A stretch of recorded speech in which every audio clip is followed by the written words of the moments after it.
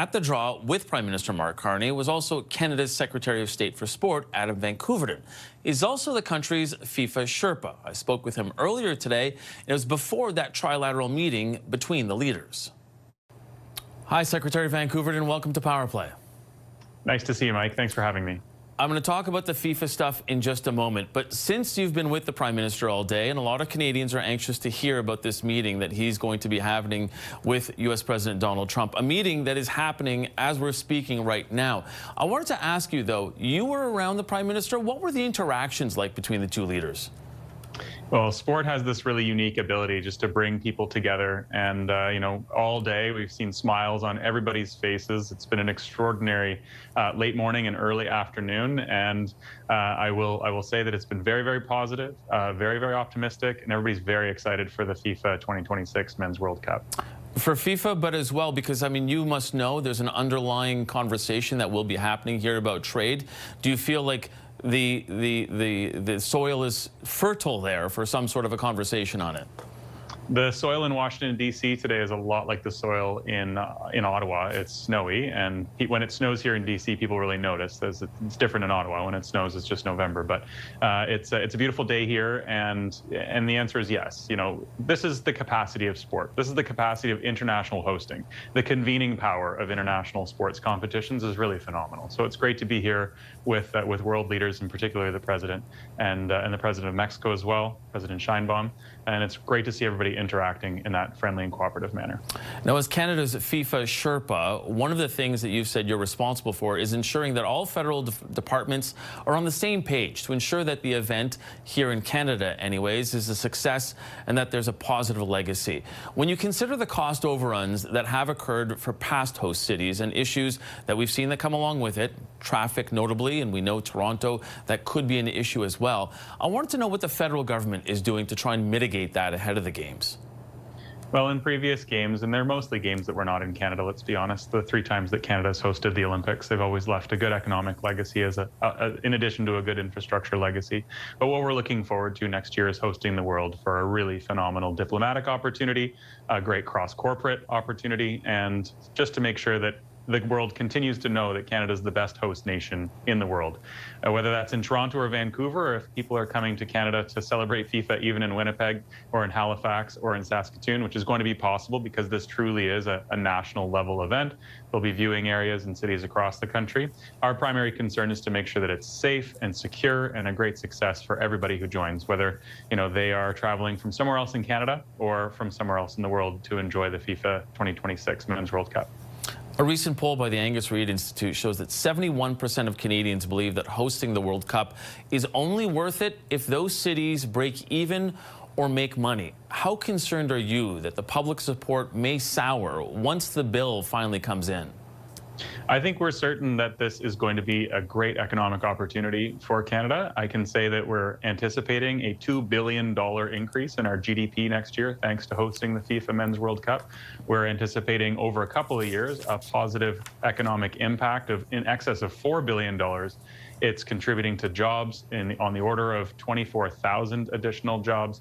And look, hotels are going to be full, restaurants are going to be booked, parks are going to be packed. It's going to be a great summer, and hosting is just such an amazing economic opportunity. But then we also have to forecast forward, because who's coming to Canada, perhaps to meet Canada for the first time, who will, shake hands, meet a new business partner, consider a new business or a new plant or something like that in Canada. That's a phenomenal opportunity, particularly now that we know that economic superpowers like Qatar and Switzerland are coming to Canada. I wanted to know what you're basing those numbers on, because that is a substantial increase to the GDP.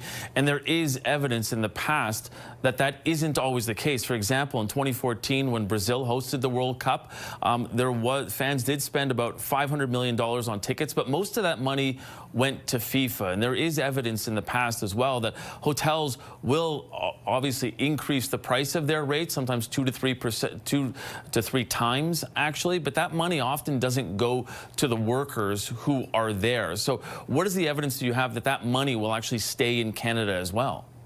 The analysis that we've done to make sure that our investments in FIFA Men's World Cup next year are very, very robust. We work with organizations like Destination Canada and Sport Tourism Canada. And look, there are good examples of certainly when Rio hosted the World Cup and the Brazil hosted the World Cup and Rio hosted the Olympics, there were cost overruns. But when Canada hosted the Olympics, it created economic opportunity because Canada's good at hosting. Canada's an extraordinary international sports host, whether we're talking about legacies like the Up Express in Toronto from the 2015 Pan Am Games, or what happened to the Canary District in downtown Toronto, or the Milton Velodrome in my community, where I guarantee right now there are seniors and new mothers walking the walking track, as always happens in the middle of the day. It's great for physical activity and for recreation all year long. And we get these types of facilities, these types of updates and infrastructure investments when we host.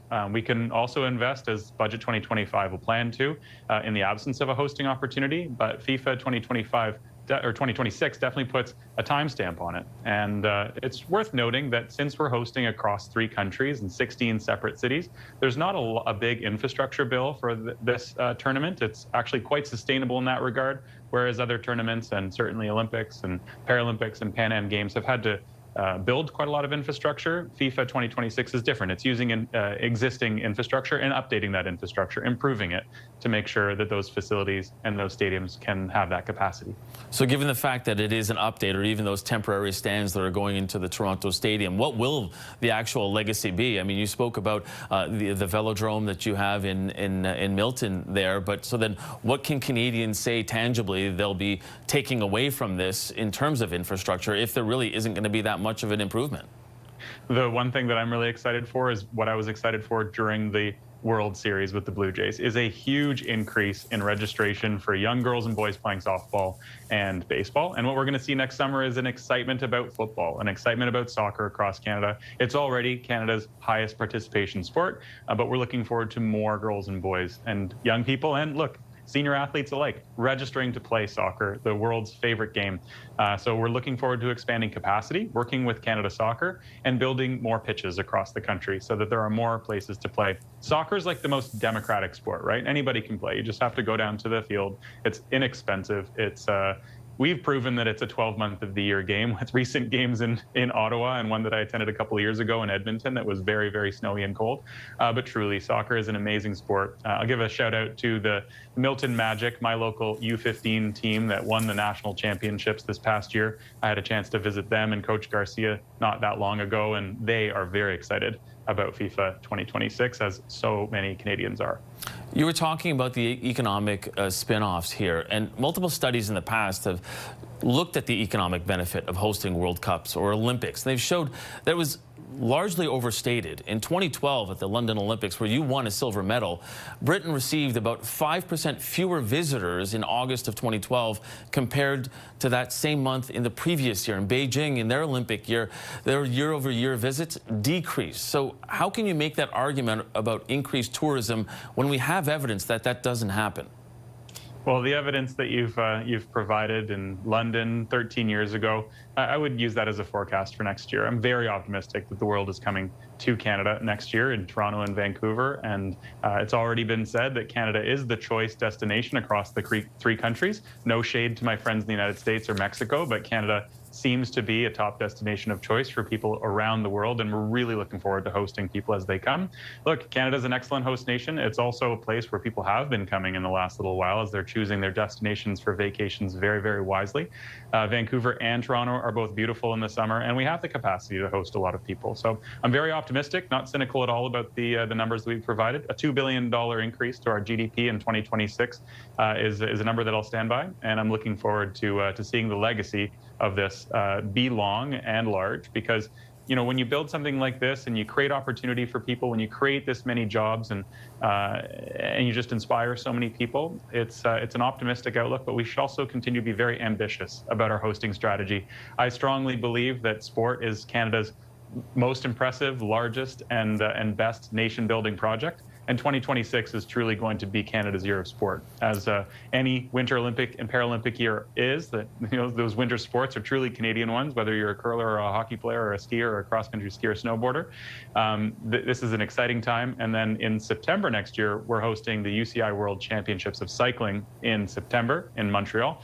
that's really exciting because we are also proud of Magdalene Valliere, the reigning world champion in the women's road race. So it's going to be a great year of sport, lots to celebrate, lots to be excited for. I know that we're also the country that has signed up the most volunteers, and just recently all the kids that can run out onto the field with the players are being selected across the country as well. So it's a great time for sport in Canada. Yeah, and I can appreciate that optimism, but still those numbers that I quoted to you are the numbers showing that tourism does not increase in the year of a major event like that. So does that not concern you that the economic benefit that you are forecasting will actually not be there?